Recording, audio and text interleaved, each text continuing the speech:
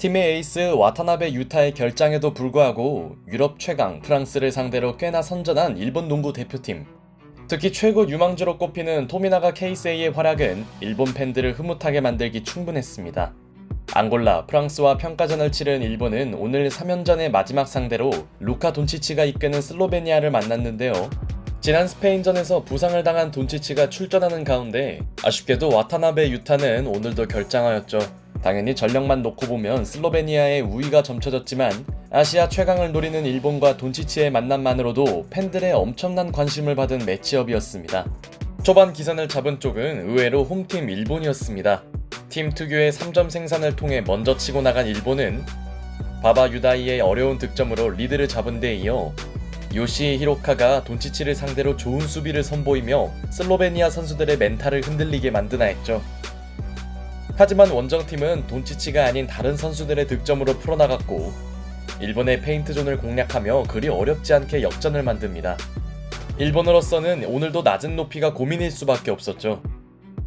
그나마 귀화 선수 조시 호킨슨이 골밑에서 고군분투해줬으나 돈치치는 특유의 포스트업 플레이로 득점을 만들었고 리그에서도 수차례 보여준 돈치치의 파워를 감당하긴 쉽지 않았습니다.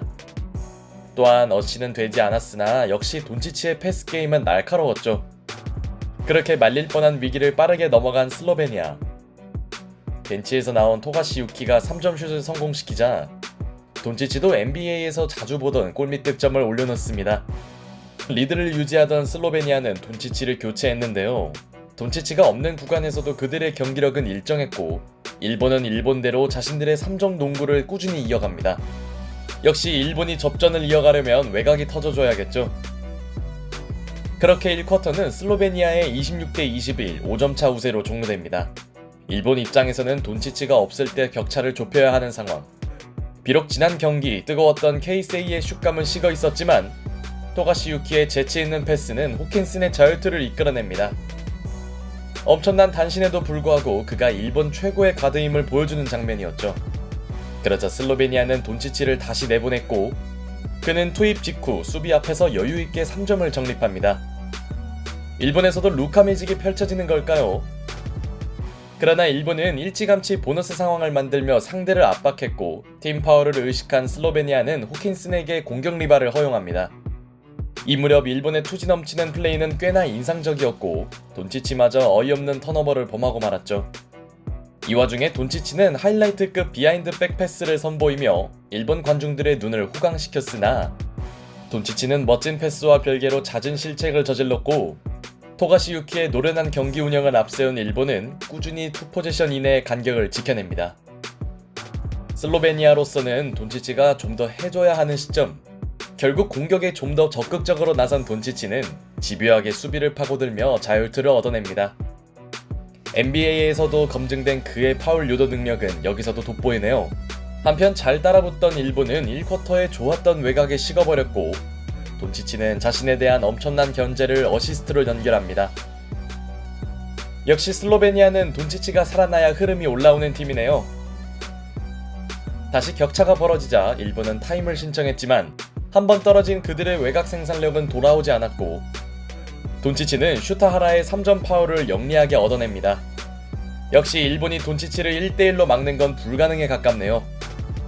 한때 3점까지 좁혀졌던 격차는 갑자기 10점 이상으로 벌어졌고 외곽에만 의존하던 일본의 3점 시도는 블록당하기도 했죠.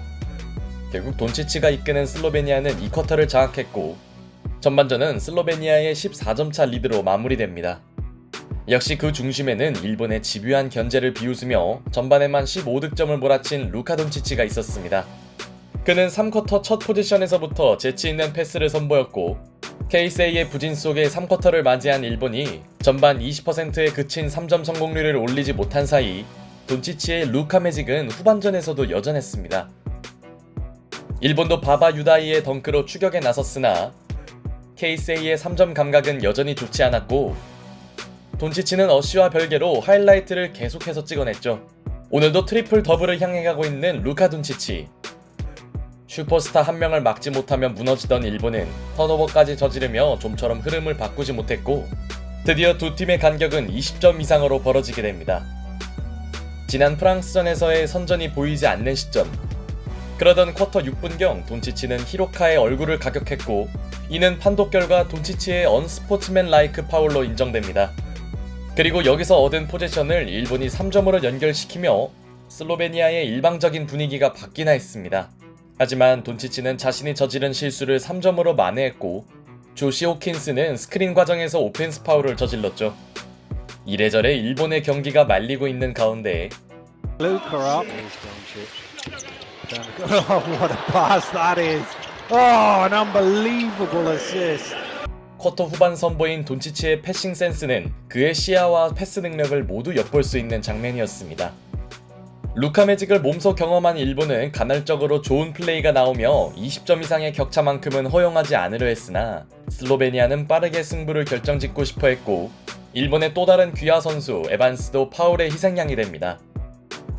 이후 자유투를 던진 돈치치는 벤치로 물러났고 한때 좋지 않던 그의 표정은 달라 보였죠.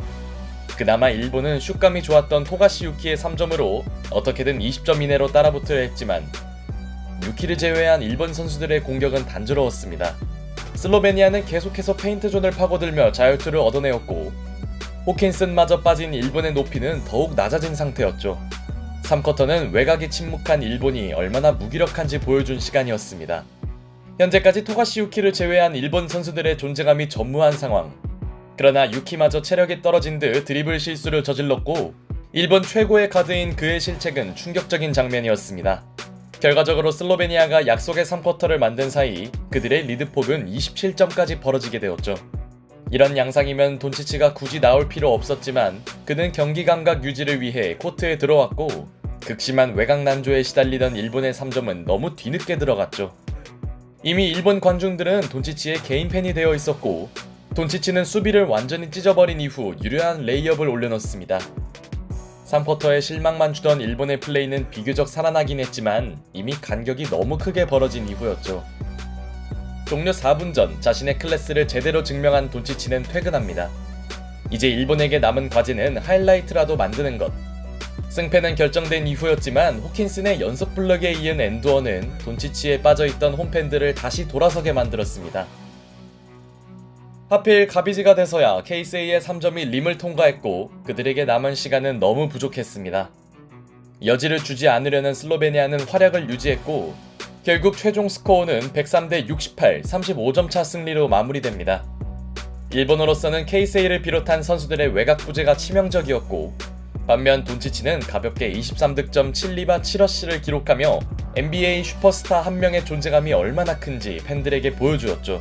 다만 어차피 슬로베니아의 승리 확률이 매우 높았던 걸 감안하면 일본의 대패는 그리 놀라운 일은 아니었습니다. 오히려 이런 강호와 평가전을 치르는 게 부럽기만 하네요.